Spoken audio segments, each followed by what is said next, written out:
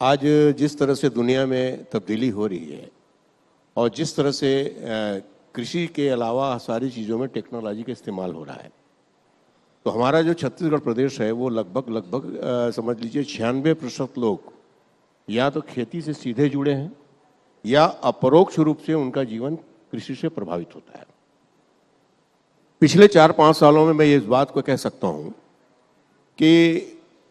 जहाँ पूरे देश में किसानी और खेती का जो धंधा है वो नुकसान का धंधा माना जाता था और ख़ास तौर पे जो पढ़े लिखे नौजवान हैं वो स्वयं उसको हेय दृष्टि से देखते थे,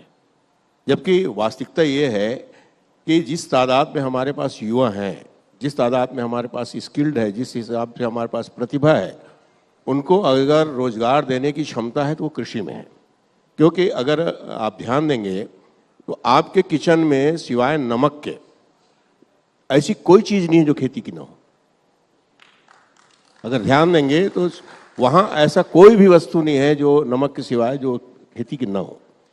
तो सारे चीज़ों को उत्पादन और मसाला से लेके तमाम चीज़ों को उत्पादन जिस ढंग से किया जा सकता है, किया जाता है, तो अब छत्तीसगढ़ में पिछले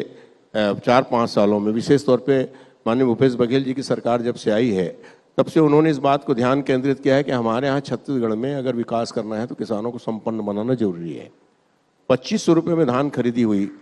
तो उससे लोगों की माली हालत में सुधार हुआ। राजीव गांधी न्याय योजना के अंतर्गत हमारी सरकार प्रत्येक किसान को प्रति एकड़ 9,000 रुपये देती है।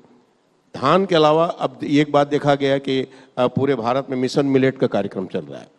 तो कोदो, कुटकी, रागी जो मोटा अनाज है वो किसी समय हमारे यहाँ की प्राकृतिक खेती हुआ करती थी, मगर चूंकि उसकी कीमत नहीं मिलती थी लोगों ने उसकी खेती बंद कर दिया था। तो आज छत्तीसगढ़ में तमाम जो नौजवान लोग हैं और तमाम किसान लोग हैं, चाहे गन्ना हो, मक्का हो, रागी हो, कोदो हो, कुटकी हो, केला की फसल हो, गन्ना, मतलब दुनिया भर की चीज़ों को उत्पादन कृषि जो आप पूछ रहे थे इनसे, कृषि विश्वविद्यालय और वैज्ञानिकों के मदद से जो नए टिश्यू कल्चर आए हैं, नए बीज आए हैं, नए टेक्निक आए हैं, स्प्रेयर करने का नया तरीका आया है, कल्टीवेशन का नया तरीका आया है, उन सारे नए तरीकों का इस्तेमाल हमारे पढ़े लिखे नौजवान कर रहे हैं। और मैं आपको इस बात को मुझको कहते हुए बड़ी खुशी होती है कि छत्तीसगढ़ के नौजवान अब शहरों में रिक्शा चलाना बंद करके, शहरों में किराना दुकान में काम करना बंद करके, मेडिकल स्टोर में काम करना बंद करके वापस गांव की ओर जा रहे हैं, वापस खेत की ओर जा रहे हैं, वापस खेती की ओर जा रहे हैं।